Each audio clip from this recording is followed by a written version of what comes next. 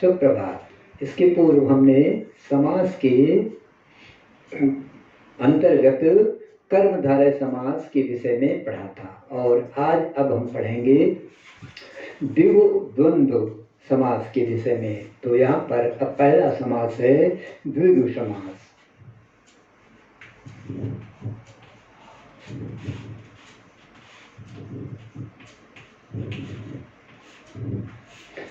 द्विगु समास, वास्तव में द्विगु समास भी ये तत्पुरुष अथवा कर्मधारय समास का ही एक भेद है। जैसे अभी आपने पढ़ा था इसके पहले कि कर्मधारय समास में पूर्व पद विशेषण होता है और उत्तर पद संज्ञा होता है। उसी का एक पार्ट ही है, एक भाग ही है।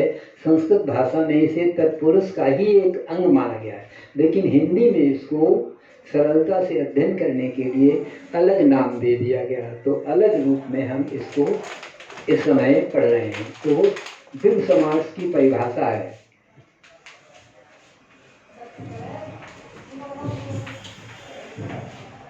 जिस समास का पूर्व पद संख्यावाचक विशेषण होता है और उत्तर पद अर्थात बाद वाला पद संज्ञा होता है, तो वहाँ द्विगु समास होता है। संस्कृत में इसका सूत्र है संख्या पूर्वे द्विगु। तो इसकी परिभाषा होगी, जिस समास का पूर्व पद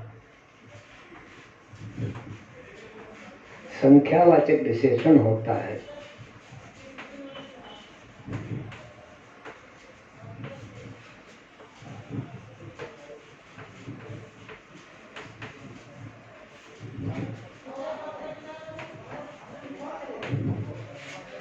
और उत्तर पद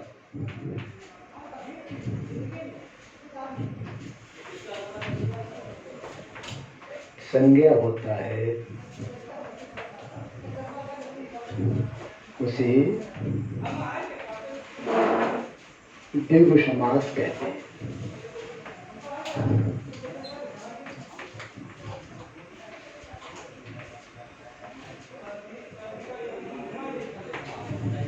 जैसे उदाहरण, तो ऐसे पद जिनमें पूर्व पद संख्या हो, जैसे चौराहा,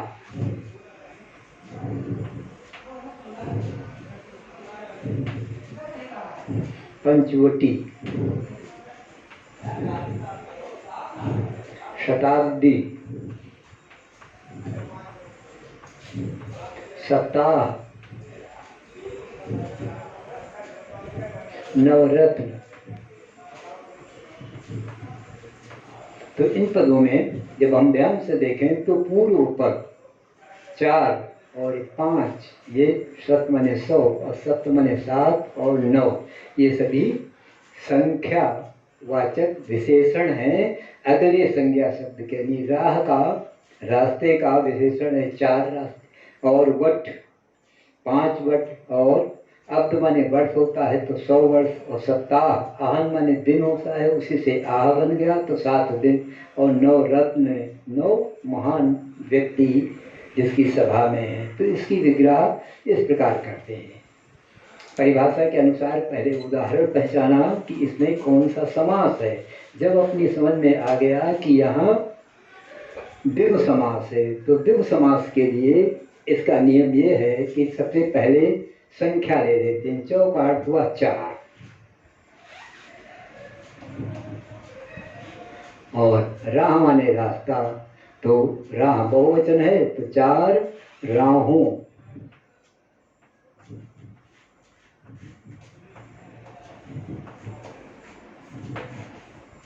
का समूह,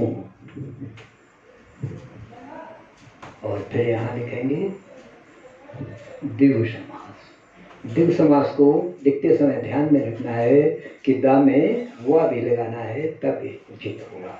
इसी प्रकार पंचवटी 5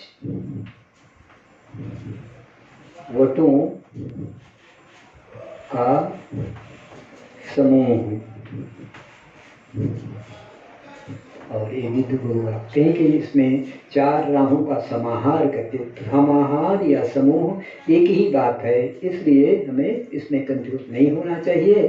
चाहे समूह लिखें चाहे समाहार लिखें, समूह ज़्यादा सरल शब्द है, इसलिए हमें समूह शब्द को लिया। और शताब्दी का अर्थ हुआ 100 वर्षों का समूह।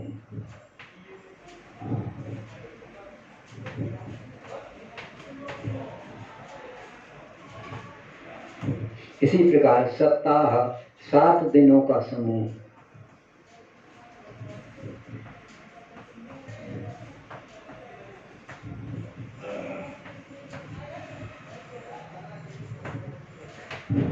नवरत्न 9 रत्नों का समूह।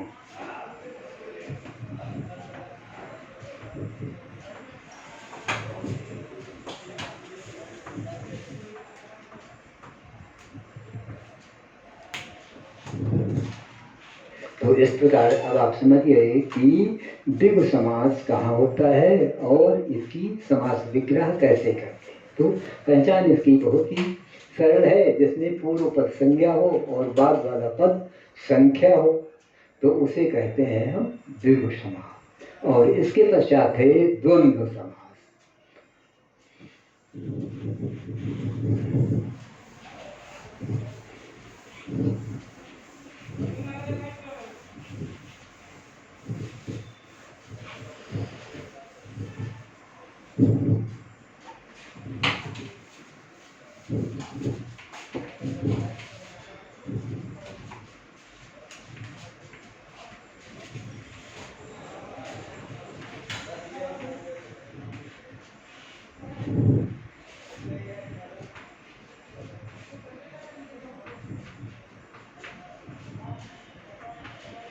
द्वंद्व समास की परिभाषा यह है कि जिस समास में दोनों पद प्रधान होते हैं और बीच में योजक शब्द और या संस्कृत में चा से जुड़े रहते हैं तो उन्हें कहते हैं द्वंद्व समास।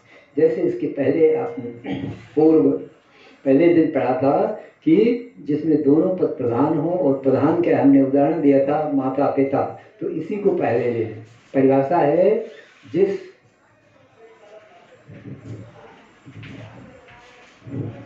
समास में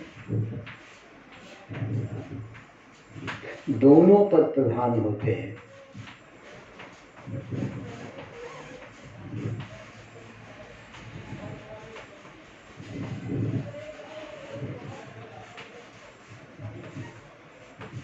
और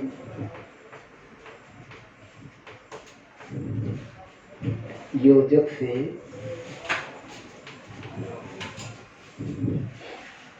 जुड़े रहते हैं।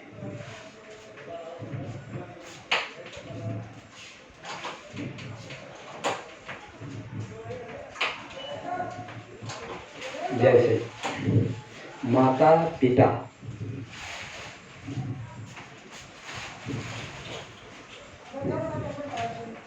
भाई बहन,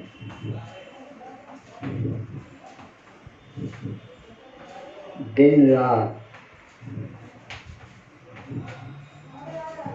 लाभ हानि,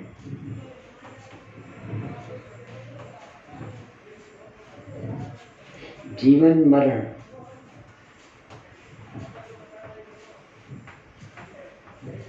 सुख दुख।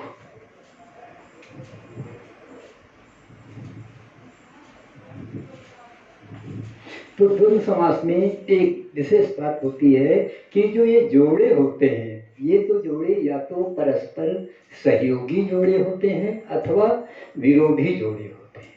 जैसे माता पिता ये सहयोगी जोड़े, भाई बहन ये भी सहयोगी जोड़े, दिन रात ये विरोधी, जब दिन होगा तो रात नहीं होगी, रात होगा तो दिन है तो विरोधी। ऐसे लाभ हान ये भी विरोधी, जीवन मरण ये भी विरोधी जोड़ा, सुख दुख विरोधी। तो इस प्रकार चाहे सहयोगी जोड़े हों, परस्पर जोड़े हों, चाहे विरोधी जोड़े हों, और तो इनके बीच में च शब्द और शब्द का लोप होता है और विग्रह करते समय समास विग्रह में बीच में और जोड़ देते हैं। जैसे माता और पिता,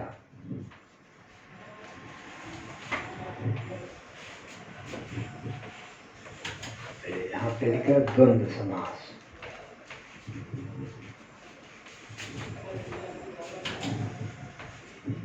द्वंद्व समास में ध्यान देने की बात यह है कि जब हम द्वंद्व लिखेंगे तो दोनों द के साथ व को लगाएंगे, अन्यथा यदि एक में द व नहीं लगाया तो द्वंद्व हो जाएगा। और द्वंद्व का अर्थ होता है संघर्ष या लड़ाई झगड़ा करना। तो इसलिए इसे लिखते भी समय हमें ध्यान रखना है कि द्वंद्व में दोनों द में व जुड़ा होना चाहिए। द्वंद्व का अर्थ होता है जोड़ा, और जहाँ द्वंद्व लिख देंगे तो इसमें व नहीं लगाएंगे तो उसका अर्थ होता है संघर्ष या लड़ाई झगड़ा। तो लिखते समय हमें ध्यान भी रखना है, क्योंकि व्याकरण के अंतर्गत ये सब अशुद्धियाँ विशेष रूप से देखी जाती है। तो पढ़ते समय हमें इन चीज़ों को बहुत ध्यान रखना चाहिए। ऐसा नहीं करना चाहिए कि सरल है तो ऐसे छोड़ दिया। अब विग्रह करना है भाई बहन, तो बहुत सरल है, भाई और बहन।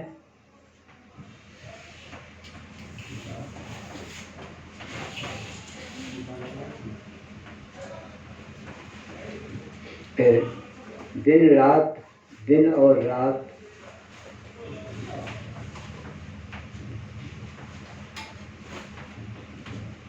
लाभ हानि,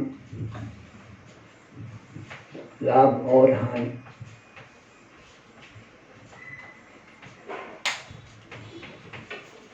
जीवन मरण, जीवन और मरण।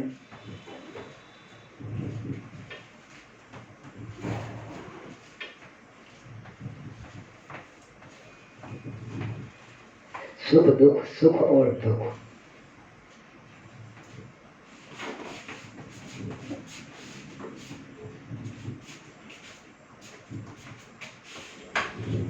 तो इस प्रकार द्वंद्व समास वहाँ होता है जिसमें दोनों पद प्रधान होते हैं और बीच में और योजक से संयुक्त रहते हैं या जुड़े रहते हैं, तो उसे हम कहते हैं द्वंद्व समास। तो ये दो समास अभी जो आपने पढ़ा, पहला द्विगु समास, दूसरा द्वंद्व समास। तो द्विगु समास में पूर्व पद संख्यावाचक विशेषण और उत्तर पद संज्ञा, और द्वंद्व समास में दोनों पद संज्ञा है और दोनों पद प्रधान है, बीच में और योजक से जुड़े रहते हैं। तो अब आप द्वंद्व समास बड़ी सरलता से पहचान सकते हैं कि जहाँ दोनों पद संज्ञा है और योजक से जुड़े हुए हैं तो वहाँ होता है द्वंद्व समास।